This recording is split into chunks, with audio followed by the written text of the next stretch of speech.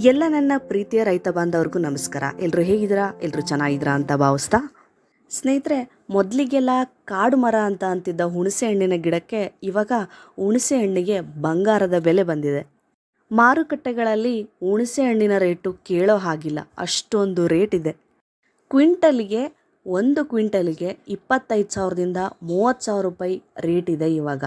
ಸ್ನೇಹಿತರೆ, ಕೇವಲ ಹುಣಸೆ ಹಣ್ಣಿನ ರೇಟ್ ಅಷ್ಟೇ ಅಲ್ಲ, ಹುಣಸೆ ಹಣ್ಣಿನ ಬೀಜಕ್ಕೂ ಕೂಡ ಅಷ್ಟೇ ದುಬಾರಿ ಬೆಲೆ ಇದೆ. ನಮ್ಮ ರೈತರು ಯಾವಾಗಲೂ ಹುಣಸೆ ಹಣ್ಣನ್ನು ಬಡಿದ್ಬಿಟ್ಟು ಹುಣಸೆ ಹಣ್ಣನ್ನು ಸಪ್ರೇಟ್ ಮಾಡಿ ಬೀಜ ಸಪ್ರೇಟ್ ಮಾಡಿಬಿಟ್ಟು ಹುಣಸೆ ಹಣ್ಣಿಗೆ ಮಾತ್ರ ತಲೆ ಕೆಡಿಸ್ಕೊತಾರೆ. ಆದರೆ ಅದರಲ್ಲಿರೋ ಬೀಜಕ್ಕೆ ಅಷ್ಟೊಂದು ಮಹತ್ವನ ಕೊಡೋದಿಲ್ಲ. ಹುಣಸೆ ಹಣ್ಣಿನ ಬೀಜವನ್ನು ಕೇಳಿಕೊಂಡು ಊರುಗಳಲ್ಲಿ ಹಳ್ಳಿಗಳಲ್ಲಿ ತುಂಬ ಜನ ಬರ್ತಾರೆ ಮಧ್ಯವರ್ತಿಗಳು. ಆದರೆ ಅವರು ನಿಮಗೆ ಅರ್ಧ ರೇಟ್ ಕಡಿಮೆ ಮಾಡಿಬಿಟ್ಟು ತೊಗೊಂಡೋಗ್ತಾರೆ, ಅವರು ಲಾಭ ಮಾಡ್ಕೋತಾರೆ. ಆದರೆ ರೈತರಿಗೆ ಏನೂ ಸಿಗಲ್ಲ.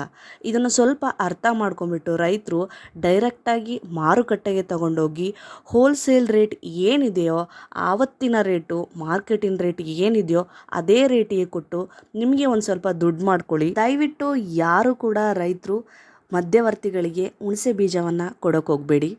ಅರೆ, ಹುಣಸೆ ಹಣ್ಣಿಗೆ ತುಂಬ ದುಬಾರಿ ಇದೆ, ಹೌದು.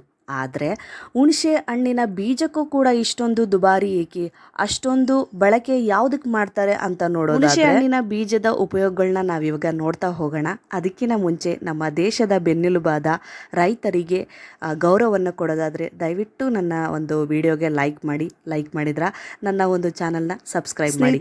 ಹುಣಸೆ ಹಣ್ಣಿನ ಬೀಜವನ್ನು pharmaceutical industries, food industries, textile industries ಮತ್ತು ಪೇಪರ್ ಇಂಡಸ್ಟ್ರಿಗಳಲ್ಲಿ ಬಳಕೆ ಮಾಡಲಾಗುತ್ತದೆ. ಯಾಕೆ ಈ ಎಲ್ಲ ಇಂಡಸ್ಟ್ರಿಗಳಲ್ಲೂ ಹುಣಸೆ ಬೀಜವನ್ನು ಬಳಕೆ ಮಾಡ್ತಾರೆ ಅಂತ ನೋಡೋದಾದರೆ, ಹುಣಸೆ ಹಣ್ಣಿನ ಬೀಜದಲ್ಲಿ ಪಾಲಿಸೆಕ್ರೈಡ್ ಅಂಶ ಇರುತ್ತೆ. ಈ ಒಂದು ಅಂಶ ಇರೋದ್ರಿಂದ ಇದು ಗಮ್ ಅಥವಾ ಥಿಕ್ನೆಸ್ ಥರ ಕೆಲಸ ಮಾಡುತ್ತೆ. ಹಾಗಾಗಿ pharmaceutical industries, paper industries, food industries ಮತ್ತು ಟೆಕ್ಸ್ಟೈಲ್ ಇಂಡಸ್ಟ್ರೀಸ್ಗಳಲ್ಲಿ ಈ ಒಂದು ಹುಣಸೆ ಬೀಜವನ್ನು ಹೆಚ್ಚಾಗಿ ಬಳಕೆ ಮಾಡುತ್ತದೆ. ಇದಷ್ಟೇ ಅಲ್ಲದೆ ಎಷ್ಟೋ ಆರೋಗ್ಯದ ಸಮಸ್ಯೆಗಳಿಗೆ ಈ ಒಂದು ಹುಣಸೆ ಬೀಜ ರಾಮಬಾಣ ಅಂತ ಹೇಳ್ಬೋದು. ಇನ್ನು ಈ ಒಂದು ಹುಣಸೆ ಬೀಜವನ್ನು ಆಯುರ್ವೇದ ಚಿಕಿತ್ಸೆಯಲ್ಲಿ ಹೆಚ್ಚಾಗಿ ಬಳಸಲಾಗುತ್ತದೆ. ನೋಡಿದ್ರಲ್ಲ ಸ್ನೇಹಿತರೆ, ಇಷ್ಟೊಂದು ಉಪಯೋಗವಾಗುವಂತಹ ಹುಣಸೆ ಬೀಜವನ್ನು ನೀವು ಒಳ್ಳೆಯ ರೀತಿಯಲ್ಲಿ ಮಾರಾಟ ಮಾಡಿ ರೈತರು ಕೂಡ ಉದ್ಧಾರ ಆಗಬೇಕು. ಬರೀ ಮಧ್ಯವರ್ತಿಗಳೇ ಉದ್ಧಾರ ಆಗಿದ್ರೆ ನಮ್ಮ ರೈತರು ಯಾವಾಗ ಉದ್ಧಾರ ಆಗೋದು?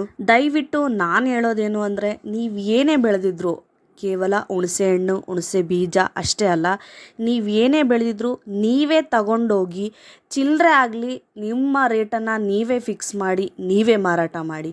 ಯಾಕೆ ಅಂದರೆ ಇಲ್ಲಿ ರೈತನೇ ಸಾರ್ವಭೌಮ ಆಗಬೇಕು. ಸ್ನೇಹಿತರೆ, ಇಲ್ಲಿ ರೈತರೇ ಉತ್ಪಾದಕರು. ದೇಶದ ಯಾವುದೇ ಕಂಪನಿಯಲ್ಲಿ ಅಥವಾ ಕಾರ್ಖಾನೆಗಳಲ್ಲಿ ಉತ್ಪಾದನೆಗೆ ಬೇಕಾಗುವಂತಹ ಕಚ್ಚಾ ವಸ್ತುಗಳನ್ನು ನಾವು ತೊಗೊಂಬರೋದು ಎಲ್ಲಿ ಅಂದರೆ ರೈತರ ಹೊಲಗಳಲ್ಲಿ ಅಥವಾ ತೋಟಗಳಲ್ಲಿ. ಹಾಗಾಗಿ ನೀವು ಯಾರಿಗೂ ಎದುರೋ ಅವಶ್ಯಕತೆ ಇಲ್ಲ. ನಿಮಗೆ ಬೇಕಾಗಿರುವಂತಹ ಒಂದು ಬೆಲೆಯನ್ನು ನಿಗದಿ ಮಾಡ್ಕೊಂಬಿಟ್ಟು ನೀವು ನಿಮ್ಮ ಒಂದು ಉತ್ಪಾದನೆ ಅಥವಾ ಏನು ಬೆಳೆಯನ್ನು ನೀವು ನಿಮ್ಮ ರೇಟಿಗೆ ಮಾರಾಟ ಮಾಡಬೇಕು.